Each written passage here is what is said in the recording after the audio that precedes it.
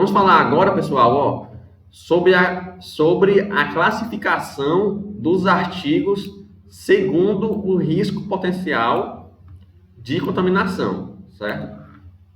Artigos, pessoal, artigos em saúde, certo? Ó, o que são os artigos? Denomina-se, né, artigos hospitalares, os materiais empregados com o objetivo de prevenir danos à saúde das pessoas ou restabelecer, né, necessários aos cuidados dispensados, né? Eles têm grande variedade e as mais diversas finalidades, podendo ser descartáveis ou permanentes, e podem ser esterilizados ou não, certo? Ou seja, todos os objetos que são utilizados dentro de uma unidade de saúde que vise promover a melhoria ou até mesmo o monitoramento do paciente, como é o caso dos termômetros, né? Ou até mesmo as partes da tesoura, essas coisas, são considerados artigos. Então, artigos são objetos que são utilizados dentro de uma unidade de saúde, seja ela hospital, enfim, vocês entenderam. Elas podem ser estéreis ou não, por exemplo. Perdão, elas podem ser descartáveis ou não. Um exemplo de um material, de um artigo de saúde descartáveis. Seringa descartável, né? Um que não é descartável. O termômetro você pode utilizar várias vezes, né? Tesoura, utiliza várias vezes. Suporte do bisturi, várias vezes. Então, tudo isso não é descartáveis. Esses artigos, né, esses objetos, eles são classificados, ó, esses artigos são classificados segundo, né, o seu potencial de contaminação. Ou seja, existe artigos que não entram em tão contato com as pessoas como outros, né? Porque vocês acham que é mais contaminado uma tesoura, né, um bisturi, por exemplo, ou um termômetro, né? Então, eles não são classificados de maneira iguais. E eles também não são limpos de maneiras iguais, ok? Então, a classificação deles é essa daqui, ó. Primeiro, eu tenho os materiais. Primeiro, eu tenho os materiais não críticos, certo? Os materiais que são críticos, materiais que são semicríticos e materiais que são críticos. Ou seja, essas três são as classificações dos materiais, ok? Professor, qual material está em cada classe? Vamos lá. Vamos começar pelos materiais não críticos, certo? Materiais não críticos, ó. Produtos para a saúde não críticos. Produtos que entram em contato com a pele íntegra ou não entram em contato com o paciente. Ou seja, são equipamentos, são objetos que não estão em contato com o paciente ou, quando estão, são contatos superficiais, ou seja, por cima da pele. Por exemplo, isso aqui, ó, limpeza ou desinfecção de baixo nível, que a gente viu anteriormente, né? Então, materiais como esses, né, que a gente vai ver daqui a pouco, eles são descontaminados, né? Eles são desinfectados, eles são limpos, né? Mas não são esterilizados, né, como a gente viu. Mas eles são higienizados, né, com a limpeza ou desinfecção de baixo nível, né? Ou seja, não precisa de uma limpeza mais elaborada, ok? Um exemplo, ó, a comadre, né, que é esse aqui, o termômetro também, né, não entra em contato com o paciente diretamente, né, não entra dentro do paciente, ele é algo superficial. O estetoscópio, né, o otoscópio, né, o lençol, então tudo isso ele não entra em contato diretamente com o paciente, ou seja, não entram dentro da pele do paciente. Então, eles são não críticos, certo? Os semicríticos, materiais semicríticos. Produtos que entram em contato com a pele não íntegra, ou seja, que já tem alguma lesão. Ou nas mucosas, né? Íntegras colonizadas, né? Pode ser a boca, né? Por exemplo, aqui, ó, né? Dessa gânula, né? E a desinfecção desse aqui, ó, já é de alto nível. Então, produtos, objetos semicríticos já pedem desinfecção de alto nível. São eles, ó, inaladores, gânula de Gendel, né? A máscara de Ambu, né? E o endoscópio. Então, tudo isso aqui, ó, é classificado como materiais não críticos. Perdão, com materiais semicríticos. Tá só testando vocês, viu? E agora, ó, os últimos, ó, que são os materiais críticos, né? Produtos para a saúde que são críticos. Produtos para a saúde utilizados em procedimentos invasivos, ou seja, já entra mais na penetração do paciente, né? Penetra, invasivo com penetração de pele, mucosas, espaços ou cavidades estéreis, né?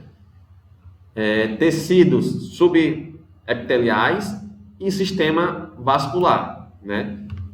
Esses materiais aqui, ó, os críticos, eles não são, de novo, eles não são desinfectados, né? Eles não são limpos.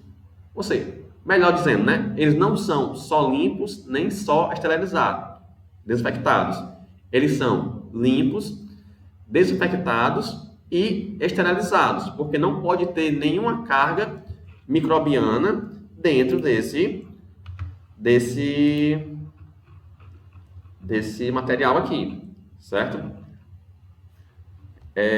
Por exemplo, ó, instrumento cirúrgico, certo? Então, os instrumentos cirúrgicos, eles precisam ser totalmente livres de micro-organismos. Borracha de aspiração, também, certo? Catéteres cardíacos, também. Então, tudo isso aqui vai entrar mais dentro do corpo do paciente, é considerado crítico. Considerado crítico tem que ser esterilizado, ok? Ó, aqui é um resumo, ó, que eu falei, ó, sobre o processo de limpeza, ó, os artigos que são críticos, né, que entram diretamente entram diretamente em contato com o paciente, né, através das mucosas mais evasivas, tem que ser esterilizados. Os semicríticos, ó, eles precisam ser desinfectados de alto nível, ok? Os artigos não críticos, certo? Eles são desinfectados com baixo nível ou até mesmo com a limpeza, certo? Então, essa é a classificação deles. O que utilizar durante o processo de limpeza, né? Então, nós já conhecemos, certo?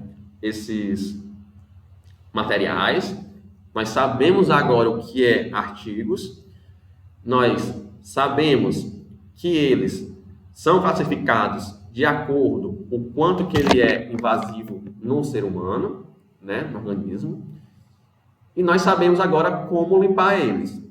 Agora vamos saber o que utilizar, né? durante esse processo. Okay? Vamos lá.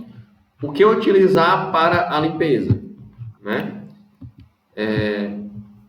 Falando do profissional, certo? Não para limpar os materiais. O que o profissional tem que utilizar na hora da limpeza? Esse daqui, pessoal, são os EPIs que são básicos, que são utilizados na parte de esterilização ou limpeza, certo? Que tem como finalidade, proporcionar segurança aos colaboradores, certo? Esses materiais, eles são diversos. Os EPIs, toucas, óculos, máscaras, avental de manga longa, certo? Luva de borracha de cano longo e bota, certo? Isso aqui, não é uma coisa que eu tirei da minha cabeça, que eu inventei, né? Que são isso aqui. Não. Quem diz isso aqui, são as NRs, são as normas regulamentadoras. Principalmente, a NR 6, a 5 e a NR 7. Que nós vamos conhecer elas, talvez hoje não dê tempo, mas na próxima aula vamos conhecer elas melhores, né? Mas o que você tem que saber, para o profissional estar bem protegido, precisa ter esses materiais aqui, esses EPIs, né? Na hora da limpeza. Como evitar falhas no processo de limpeza? Pronto, isso aqui é muito importante. Quando o profissional limpar o material, depois ele tem que ver se realmente aquilo está bem limpo, certo? Então, é um trabalho mesmo manual, de vista, né? Então, depois do processo de limpeza, após o processo de limpeza, é necessário uma inspeção, né, visual rigorosa do material que foi limpo, né, para saber se realmente tirou toda aquela sujidade. Algumas pessoas utilizam até lupas, né, aquelas lupas de aumento, né? Outros hospitais, outros centros, né, utilizam um jato de ar sob pressão contra a superfície branca, né, para ver se realmente saiu tudo, né, daquele material. Isso daqui, toda aquela inspeção, né, toda aquela verificação se realmente saiu tudo, é para ver se tem esses resíduos, se ficou sangue, se ficou algum tipo de matéria orgânica, como proteínas, né? Então, tudo isso é para ver se realmente foi limpo da maneira correta. Se saiu realmente todas as sujidades, né? Pronto. Pessoal, nós temos ainda alguns minutinhos desse bloco, né? Vamos ver agora sobre... A gente viu que existem materiais que são críticos, semicríticos e críticos, né? Ou seja, as coisas que estão dentro do hospital, eles são bem divididos, né? O hospital também, por si só, ele é dividido. Como assim, professor? O hospital, ele é classificado, né? Melhor, né? As áreas dos hospitais, elas são classificadas de acordo com as suas características de críticas, né? Suas características, se elas podem ser mais perigosas ou menos perigosas. Por exemplo, uma sala de administração, né, onde ficam os diretores, não oferece o mesmo perigo que uma sala de emergência, por exemplo. Uma sala de emergência não oferece o mesmo perigo como oferece uma sala de internamento. Então, os hospitais também estão classificados, né? Então, vamos conhecer a classificação das áreas hospitalares. Ok? Do mesmo jeito, as áreas hospitalares que não são críticas, certo? São todas as áreas que não estão ocupadas por paciente. e onde não são realizados procedimentos. Ou seja, em uma área hospitalar não crítica, não pode haver, né, aliás, a presença de pacientes.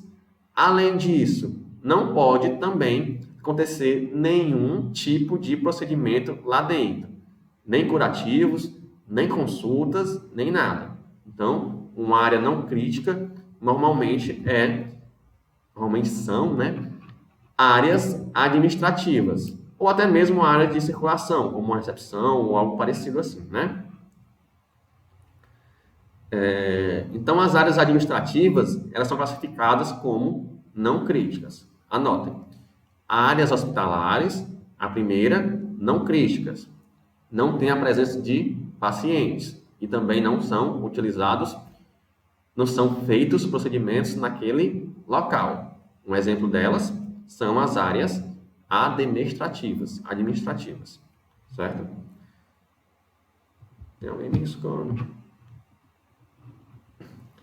As áreas semicríticas, né? São áreas ocupadas por pacientes com doenças infecciosas de baixa transmissibilidade e doenças não infecciosas. Isto é, aquelas ocupadas por pacientes que não exijam cuidados intensivos ou isolamentos, certo? Então, a parte das áreas já semicríticas já tem a presença de pacientes, ou seja, já é diferente da área não críticas, né? Nas não críticas não tem pacientes. Aqui não, aqui já tem, só que é pacientes com doenças infecciosas de baixa transmissibilidade, né? E doenças não infecciosas. Como assim doenças não infecciosas? Neoplasias, que são cânceres, né? Não são contagiosos. Então, pacientes que estão internados com câncer estão em áreas semicríticas, né? Até porque não pode ser colocado com pacientes normais, porque eles têm a imunidade baixa, né? Isto é, aquelas ocupadas por pacientes que não exijam cuidados intensivos ou isolamentos, né? Então, esses pacientes, eles são semicríticos. Eles ficam na parte hospitalar semicríticas. Um exemplo, na verdade são exemplos, né? São os ambulatórios, né? Onde dá medicamento, essas coisas, né? E também a enfermaria, onde fica o pessoal de observação.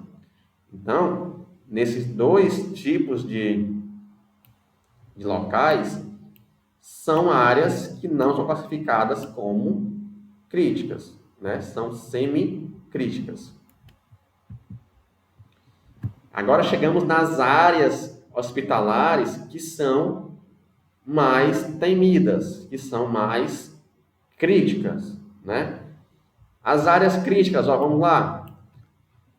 Áreas que oferecem maior risco de infecção devido ao estado grave dos pacientes e aos processos invasivos. Ou seja, aqui já tem pacientes que estão doentes, né, que estão acometidos com patologias mais perigosas do ponto de vista biológico, certo? Ou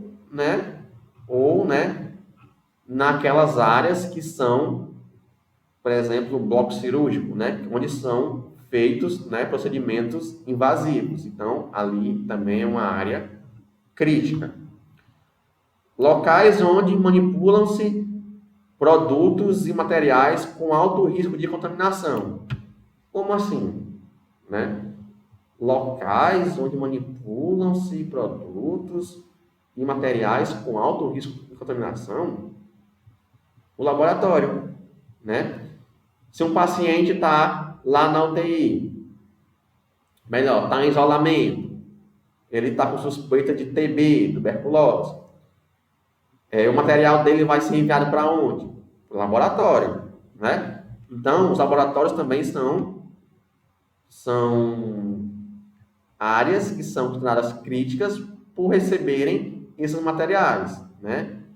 O sangue, todo mundo vai lá para o laboratório, então tudo é laboratório, então também é considerado uma área crítica. Aqui são, ó, como eu falei, ó, os exemplos, né? O bloco cirúrgico, né, onde acontecem procedimentos invasivos, e os laboratórios, né, que é onde recebem as amostras, né? Até aqui, ó, pode fazer uma biópsia e manda para onde? Para o laboratório, né? Então, essas duas partes são críticas, ok? Deixa eu ver. Pronto. Pessoal, está com 40 minutos já, mas eu vou esticar mais um pouquinho porque tem só poucos slides, certo? Vamos lá. Saindo lá das partes de conceito de hospital, vamos falar de outras coisas, né? Vamos falar de outros conceitos importantes, que no caso aqui são as barreiras, né? Barreiras, ó, dentro do hospital, nós temos dois tipos, né?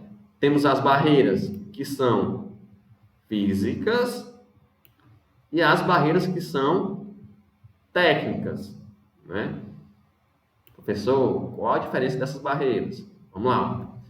Uma barreira física é todo meio físico que possa ser utilizado como forma de impedir ou dificultar a transmissão de agentes patogênicos, né? Ou seja, é algo que impeça fisicamente, né, que os micro-organismos passem de um canto para o outro, né? Por exemplo, o que é que impede de um micro-organismo passar de uma sala para outra? Paredes, né? Então, a parede é uma barreira física. O que impede de um material ser contaminado, de um aparelho, de um equipamento, né? Uma coisa que pode impedir são as embalagens de equipamentos, né? Com papel filme, de PVC, né? Então, aquelas, vocês verem em algum lugar, aqueles materiais, aqueles equipamentos que são todos enrolados com papel filme, ali é porque eles fizeram uma barreira física, né? Papel alumínio também, certo? Tem muitos equipamentos no âmbito hospitalar que são envoltados por meio de papel alumínio. E claro, né? O que impede o trabalhador de pegar os micróbios, né? De pegar micro-organismos, né? De pegar infecções? São os EPIs. Então, os EPIs também são um tipo de barreiras físicas, certo? O outro tipo de barreira, ó, é as barreiras técnicas, né? As barreiras técnicas, ao contrário das barreiras físicas, não tem nada para conter, né? São mais técnicas que ajudam, né, a combater a infecção. Ó, vamos lá. Barreira técnica, conjunto de procedimentos padronizados que visam minimizar o risco de contaminação de pessoas e do ambiente, né? Por exemplo, ó, lavar e desinfectar a bancada entre a lavagem e a embalagem do instrumento, né? Ou seja, a lavagem, né? A lavagem é uma barreira técnica, né? Eu vou lavar para os micro-organismos não se proliferarem. Então, não tem nada contendo ele fisicamente, mas sim tecnicamente, ok? Outro conceito muito importante, ó, dentro da saúde, que você já deve ter visto falar, são as contaminações ou contaminação cruzada. O que é isso, ó? É a transmissão de agentes infecciosos entre pacientes e equipe dentro de um ambiente clínico. Ou seja, se eu estou trabalhando no hospital, né? E eu pego alguma doença de algum paciente, isso foi uma contaminação cruzada, né? Ele passou aquela doença para mim. Se eu pego do companheiro de equipe, também é contaminação cruzada. Se eu pego essa doença de outros pacientes, também é considerada uma contaminação cruzada, certo? Isso aqui, pessoal, acho que eu até falei na aula passada, né, sobre vias de contaminação. Então, eu não vou falar muito sobre ela, né? Mas existe a direta e a indireta. Ok? Pronto.